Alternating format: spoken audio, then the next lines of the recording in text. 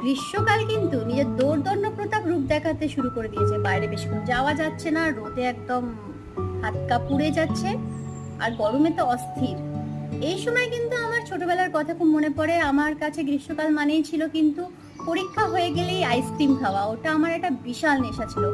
আর ice cream বলতে এখনকার কিন্তু কোয়ালিটি আইসক্রিম তখন সেভাবে পাওয়া যেত না, কিন্তু বিশেষ করে যেটার বেশি টান ছিল সেটা হচ্ছে সেই এই লাঠিতে আটকানো সেই জল দিয়ে কালার দিয়ে আইসক্রিম, তারপরে ছিল হচ্ছে চিড়ে আইসক্রিম, তারপরে ছিল হচ্ছে আপনার কুলফি, তারপরে দুধ আইসক্রিম, আরো একটা কিছু ছিল সে হলুদ কালারের বাঁশের লাঠিতে আটকানো।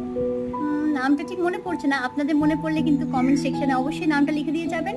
আর আপনাদের গ্রীষ্মকাল বলতে কি মনে পড়ে সেটা আমার সাথে কিন্তু শেয়ার করতে পারেন। আর আমি চলে আসবো গল্প আড্ডা নিয়ে, ভিডিও নিয়ে, বড় ভিডিওর সাথে আপনাদের অভিজ্ঞতা শেয়ার করব।